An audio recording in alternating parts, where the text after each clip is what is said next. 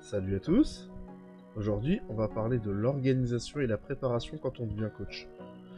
Je parle bien sûr en amateur, parce que j'ai jamais coaché en pro. Cette vidéo sera basée sur mon expérience, donc je vous dis pas que c'est la vérité, ce qui sera dit dans cette vidéo, mais je vais vous expliquer comment je travaille et pourquoi. Cette vidéo, elle aura surtout pour but de vous aider si vous êtes un débutant et que vous vous lancez dans le coaching pour la première fois. Allez, c'est parti.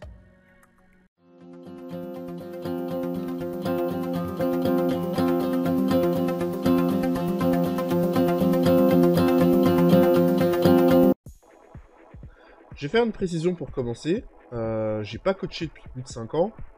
Donc il est possible que certains éléments liés au club ou à l'administratif ne soient plus d'actualité. D'abord, le moment où vous savez que vous serez à la tête d'une équipe est important. L'idéal, c'est de le savoir à la fin de la saison pour préparer l'année d'après. Donc vous pourrez assister à quelques entraînements ou matchs, s'il en reste, pour observer le groupe et puis et observer les joueurs. Ça vous permettra aussi de discuter avec chaque joueur pour savoir qui reste, qui part, qui convainc de rester et qui pousser vers la sortie. Parce que vous ne comptez pas sur lui euh, pour des raisons qui sont les vôtres. Et aussi de prendre leurs coordonnées, savoir qui part en vacances, voir éventuellement même si on peut négocier la date de ces vacances, même si si vous les prenez à la fin de l'année, il y a des impératifs liés au travail, etc. quand c'est des adultes, qui fait que ça va être compliqué de déplacer des vacances si elles ont été réservées, etc. Mais bon, on peut toujours essayer, négocier. Le but c'est que c'est justement de prévoir la date de la rentrée et faire en sorte que tout le monde soit présent le jour de la rentrée pour la prépa. Profitez aussi de la fin de la saison pour regarder les installations du club, vérifier le matériel et sa qualité que vous aurez à disposition l'année prochaine. Si les ballons ils sont pas en bon état, ça aura un impact sur l'entraînement et les exercices que vous allez proposer dans l'année. Ensuite, faites une liste des outils que vous aurez besoin pour que tout se passe bien. Tableau tactique, moi j'ai toujours un tableau tactique, parce que quand vous allez en déplacement, vous ne savez pas si vous aurez un support pour pouvoir expliquer certaines choses à vos joueurs.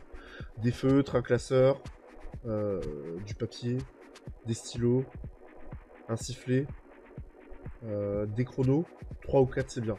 Voilà, ce genre de choses. Ensuite arrivent les vacances. Je vais faire l'impasse sur le recrutement parce que là, quand on est en amateur, tout dépend de votre réseau et de plusieurs facteurs que je ne détaillerai pas ici parce que ce serait un hors-sujet. Et maintenant, on peut attaquer notre travail. Pour commencer, alors moi c'est ce que je fais, hein, je vous le recommande, mais c'est ce que je fais. Faites des fiches sur chaque joueur de votre équipe. Ceux qui restent déjà, c'est sûr, ceux qui restent avec certitude. Hein. Les autres, si vous savez pas, vous savez pas. Ça vous servira à mesurer la progression, noter des choses sur les joueurs, sur leur personnalité, leur vie, par exemple le travail qu'ils font, les études, est-ce qu'ils ont des enfants, etc. 2. Peaufiner votre staff. Parce que tout seul, vous irez pas loin. Pour ma part, en amateur, je trouve que 4 personnes, c'est déjà très bien. Alors déjà, un adjoint qui partage la même philosophie de jeu que vous, quelqu'un qui vous partage ce qu'il voit, parce que des fois vous passez à côté de certaines informations, quelqu'un de loyal qui vous critique pas dans votre dos quand il parle aux autres joueurs, quelqu'un qui a une bonne communication et un passé de joueur pour mieux comprendre certaines choses, et surtout quelqu'un qui comprend le football.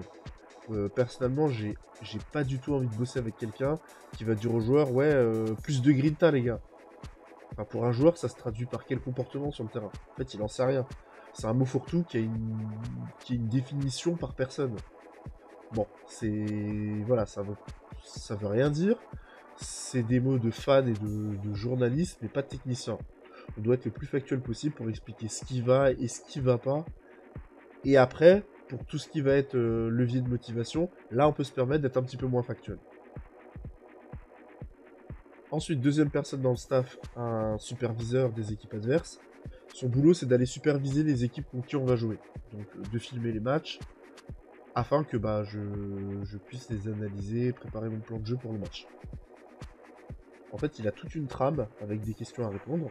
Donc, ça me permet de gagner du temps sur l'analyse, avec des questions comme comment est le capitaine, comment est-ce qu'ils attaquent, comment est-ce qu'ils défendent, comment il est le gardien, quelles combinaisons ils utilisent sur les coups de pied arrêtés, est-ce que le mur il saute.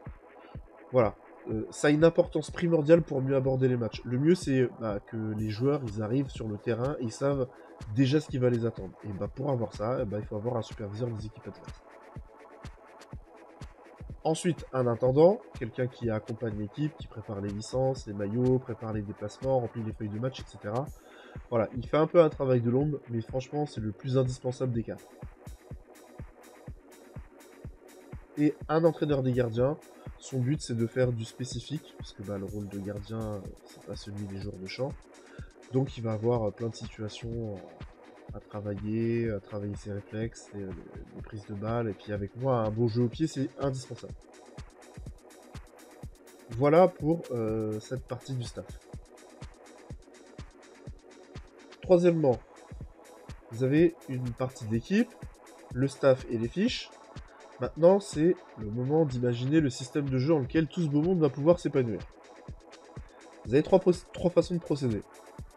Vous voulez que vos joueurs s'adaptent à votre manière de jouer, et certains joueurs, en fait, ils devront modifier leur façon pour correspondre à ce que vous voulez.